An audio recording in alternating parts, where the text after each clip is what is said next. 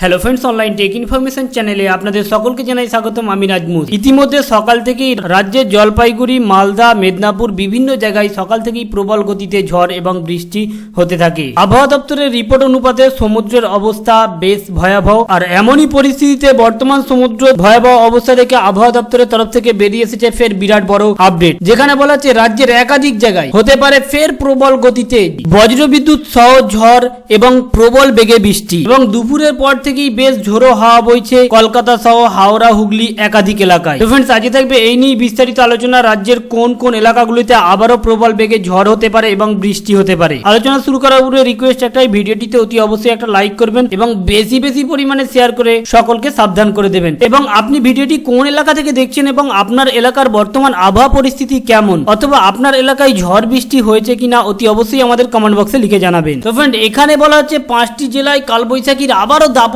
দেখা যেতে পারে। বজ্রবিদ্যুৎ সহ বৃষ্টির পূর্বাভাস রয়েছে সেখানে। এমনকি 50 কিলোমিটার বেগে বইতে পারে ঝড়। দার্জিলিং, কালিম্পং, জলপাইগুড়ি, 2 দিনাজপুরে সতর্ক জারি করা হয়েছে বলে খবর। তো ফ্রেন্ড, সকাল থেকে এই এলাকাগুলোতে প্রবল বেগে বৃষ্টি হয় এবং সেখানে আবারও সতর্কবার্তা জারি করা হচ্ছে, যেখানে বলা হচ্ছে ওই এলাকাগুলোতে আবারও হতে পারে প্রবল বেগে ঝড় বৃষ্টি। আগামী 48 ঘন্টায় কলকাতা সহ দক্ষিণবঙ্গেও ঝড় বৃষ্টির পূর্বাভাস রয়েছে। বুধবার বিকেলে ঝড় বৃষ্টির সম্ভাবনা বেশি। তো ফ্রেন্ড, সকাল থেকেই রাজ্যের একাধিক জায়গায় প্রবল গতিতে ঝড় এবং বৃষ্টি হতে থাকে, যেখানে ঝড় বেশ প্রবল বেগেই হতে থাকে। এছাড়াও দুপুরের পর থেকেই বেশ ঝোড়ো হাওয়া চলছে হাওড়া, হুগলির বিভিন্ন এলাকাগুলোতে এবং আশঙ্কা রয়েছে কলকাতা সহ পার্শ্ববর্তী এলাকাগুলোতে বজ্রবিদ্যুৎ সহ বৃষ্টির। এবং ফের আবহাওয়া দপ্তরের খবর অনুপাতে প্রবল গতিতে ঝড় আসতে পারে আগামী 48 ঘন্টার মধ্যে হাওড়া, হুগলি, জলপাইগুড়ি, উত্তর দিনাজপুর, দক্ষিণ দিনাজপুর, কালিম্পং, উত্তর 24 পরগনা, দক্ষিণ 24 পরগনা, পূর্ব মেদিনীপুর, পশ্চিম মেদিনীপুর, মালদা, কলকাতা সহ রাজ্যের